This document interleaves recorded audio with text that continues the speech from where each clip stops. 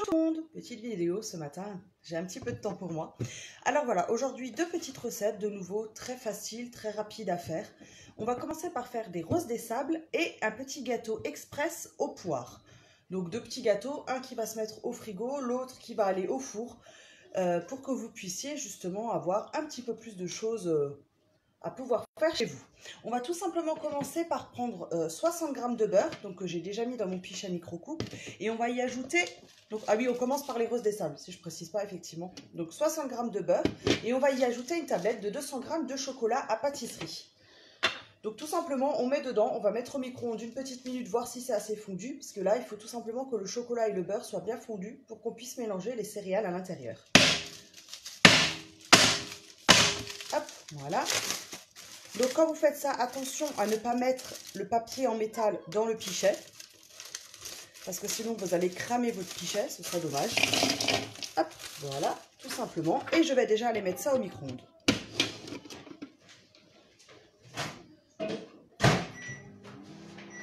Donc pour commencer, une petite minute, c'est à peu près entre 600 et 700 watts. Coucou Marina. Donc voilà.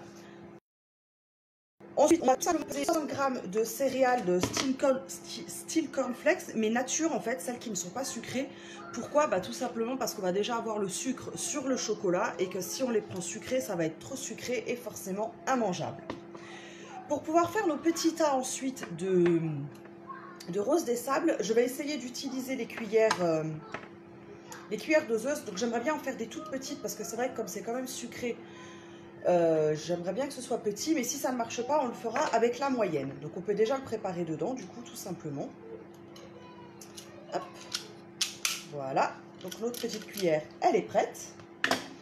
Du coup, ce que j'ai aussi fait, c'est que j'ai préparé ma plaque en silicone que j'ai mis sur une autre plaque, tout simplement pour qu'elle soit plus facile à transporter pour mettre dans mon frigo. Et donc là, on va déjà voir si le chocolat a fondu.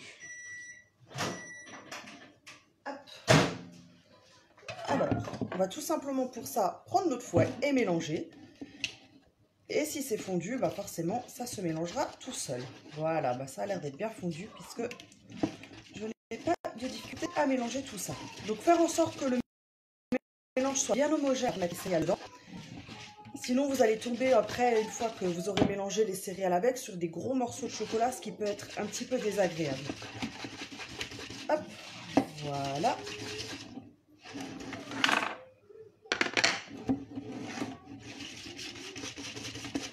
Voilà, donc maintenant que mon mélange est bien homogène, je vais tout simplement venir y ajouter mes céréales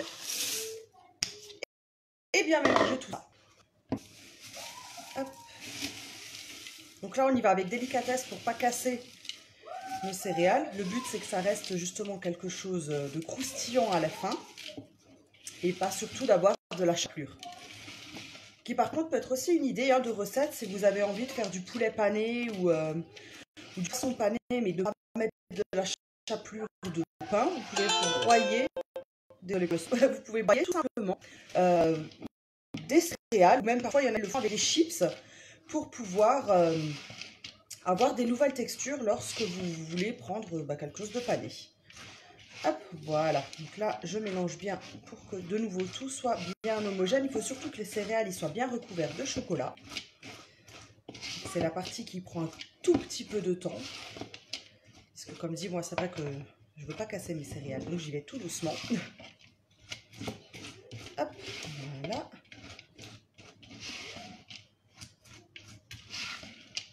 Et donc une fois que nos céréales sont bien recouverts, donc on va prendre la petite cuillère mesure. Hop, on va essayer de faire en petit. Comme dit, vu la taille des céréales, je ne sais pas si ça va fonctionner avec la petite. C'est pour ça que je dis on va essayer avec celle-ci. Donc tout simplement, je prends une petite dose et j'essaye de la mettre. Voilà. Ça a l'air de fonctionner avec. Donc tout simplement, voilà, je peux faire des jolis petits tas, pas trop épais, pour pouvoir ensuite mettre cette plaque au frigo. Donc pour ça, bien évidemment, prévoir à l'avance de la place dans le frigo si vous voulez être embêté. Voilà. Hop. Et ce qui va faire du coup que ça durci, c'est tout simplement le chocolat qui va être au frais.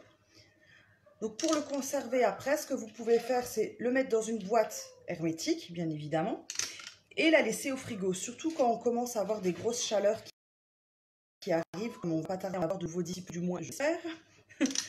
Donc laissez les roses des sables plutôt au frigo pour éviter que votre chocolat ne fonde et que vous vous retrouvez avec une grosse galette dans la boîte.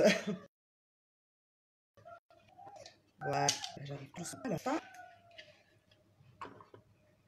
Hop.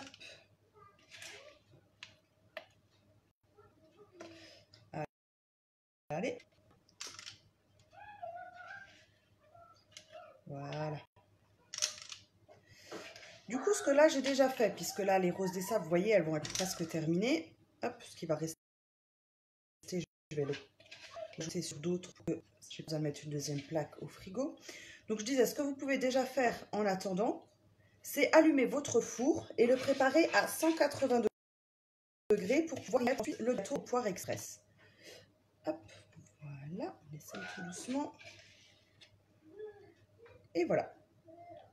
Donc mes roses des sables sont terminées. Ah, si j'en oublie dedans, ça ne va pas. Là, je vais déjà lever le guichet puisque je vais en avoir besoin pour faire notre gâteau aux poires. Hop. Et ensuite, je vais tout simplement aller mettre ma plaque au frigo et commencer le gâteau aux poires. Hop. Voilà.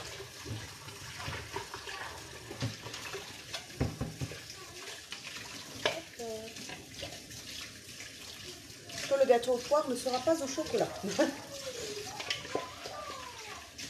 Voilà. On va laisser du chocolat partout. Donc moi j'ai prévu effectivement de la place dans mon frigo. Donc je vais mettre ça pendant une petite heure. Et ensuite j'aurai plus qu'à les dénouler délicatement. Et voilà. Donc mon four est préchauffé à 180 degrés. J'ai sorti la grille à l'avance pour qu'elle ne soit pas chaude. Et je vais déjà pouvoir y mettre dessus mon moule. Alors normalement cette recette est censée être faite pour 2 moules à molly cake que je n'ai pas. Donc j'avais décidé au lieu de faire 2 gâteaux, d'en faire un seul et plus grand. Alors c'est une recette de gâteau qui n'est pas très épais. Vous verrez que c'est quelque chose de très fin. Mais aussi du coup qui a un petit peu plus de goût puisque comme c'est pas très épais, vous avez plus de fruits en fait quand vous allez pouvoir croquer dedans. Voilà. Hop. Je reprends le matériel. Parce qu'on va en avoir besoin. Et donc on va s'attaquer au gâteau aux poires express. Donc pour cela, alors on nous dit de commencer par éplucher la poire et de la mettre dans du citron. C'est quelque chose que je n'aime pas faire. Donc moi la poire, je vais la faire en fait à l'inverse, à la fin, pour la poser au dernier moment sur le gâteau. Parce que je trouve que le citron, en fait ça prend un petit peu le goût sur les fruits, donc j'aime pas trop les mettre dedans. Donc du coup on va commencer par prendre notre pichet et y faire fondre 50 g de beurre, tout simplement. Donc là, 30 secondes au micro-ondes, notre beurre sera déjà fondu. C'est quelque chose qui va super vite. Donc, je l'ai pesé tout à l'heure. Voilà, 50 g de beurre.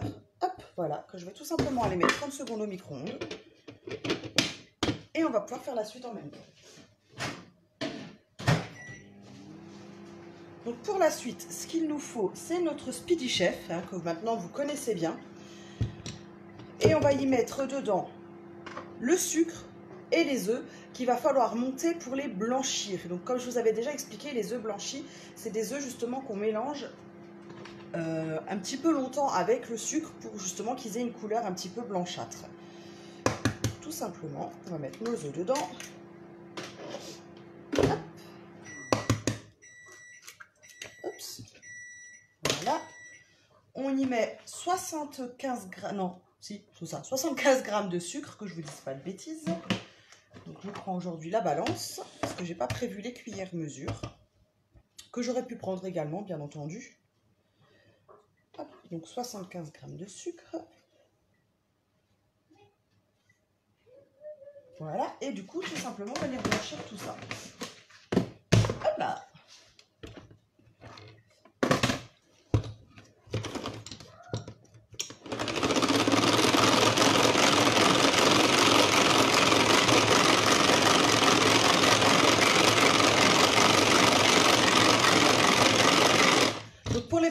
toujours en vitesse 1 parce que ça va plus vite. Si vous le mettez en vitesse 2, ça va prendre beaucoup plus de temps.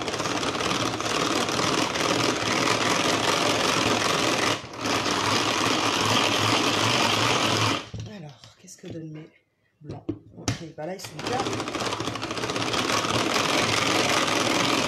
bien blanchis, mes œufs. Hop, vous voyez, là, c'est devenu tout blanc. Je sais pas si vous arrivez à le voir, du coup. Donc là, je vais y ajouter dedans, du coup. Hop, je vais décaler ça. Je vais y ajouter la farine, la levure et bien évidemment mon beurre fondu. Alors, hop. Donc je vais commencer par la farine vu qu'il faut la peser. Donc là, c'est 70 g de farine que l'on va mettre à l'intérieur.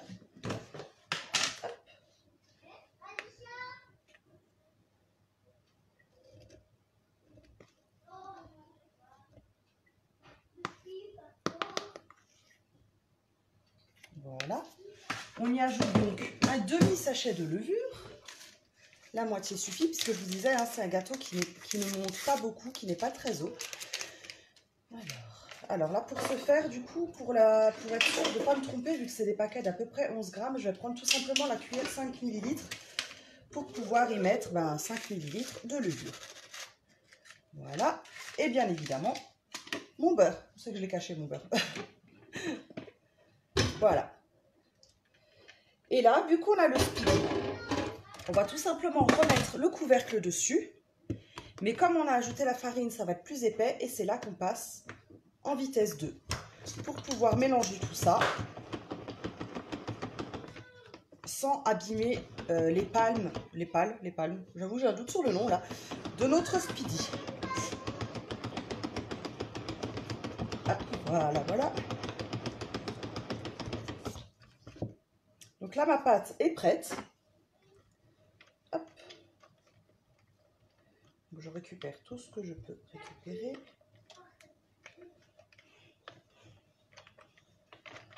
Et du coup, je vais pouvoir mettre la pâte directement sur mon moule. Alors, pensez juste à racler un petit peu les bords quand même avant de mettre sur le moule, puisqu'il y a des fois un petit peu de farine qu'on mélange qui se disperse dessus. Donc, hop. Je mets ça dans mon moule. Voilà. Et maintenant, on va tout simplement venir y mettre nos poires que je vais donc éplucher et couper. Alors, si vous avez des grosses poires, prenez-en 2. Si elles sont toutes petites, faites comme moi et prenez-en 3 parce que les miennes sont vraiment, vraiment très petites. Voilà, donc déjà notre pâte est dedans. Donc ça, je remets sur le côté pour le temps de m'occuper de nos poires. Donc, vous voyez, j'ai des poires, elles sont vraiment pas très grosses. Donc du coup, j'ai préféré en prendre 3. Avec notre éplucheur 4 en 1. Donc pour ceux qui l'ont connu, donc vous savez qu'il épluche donc une partie dentelée pour pouvoir faire tout ce qui est peau de tomates, de nectarines, de choses comme ça. Une partie plate pour éplucher les fruits qu'on a l'habitude d'éplucher, les pommes de terre. On a la partie ici qui est le pelle agrumes. Et on a aussi la partie là qui va nous servir à dépépiner justement notre poire.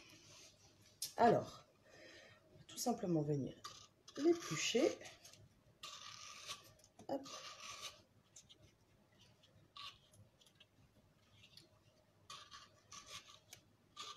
Voilà.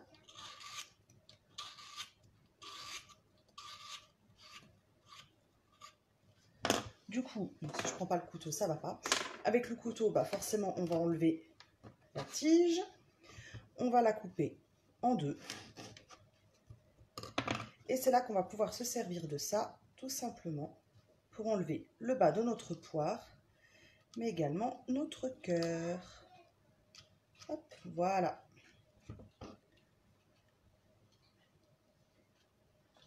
Voilà. Alors, normalement, ils nous disent de couper la poire en 2 et de la laisser comme ça. Donc, c'est vrai que quand c'est des petites poires comme celle-là, ça ne pose pas trop de soucis. Mais quand vous avez des grosses poires, je trouve que c'est quand même mieux de pouvoir les couper encore une fois en 2 pour avoir justement plus de fruits dans notre gâteau. Donc, je fais pareil avec la deuxième. On va déjà essayer de les disposer et on verra si j'ai besoin de la troisième. Hop.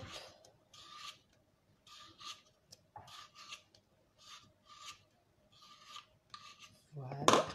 Donc, on coupe la poire. On pousse un petit peu sa copine.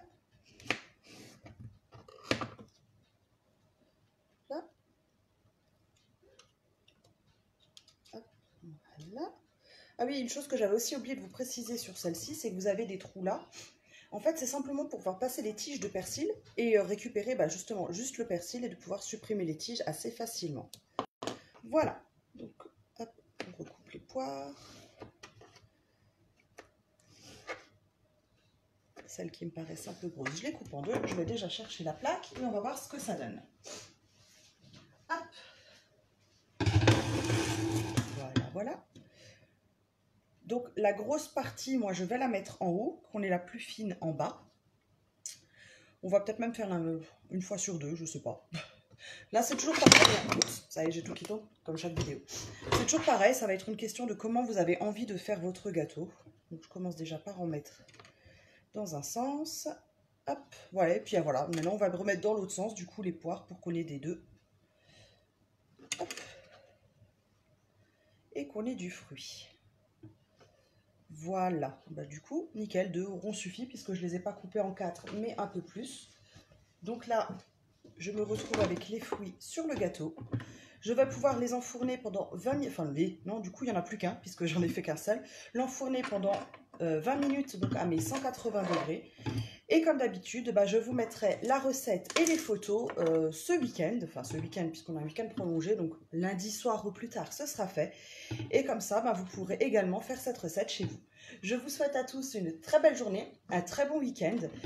Profitez de votre lundi, il paraît qu'il va faire beau, du moins je l'espère. Et je vous dis à très bientôt. Gros bisous!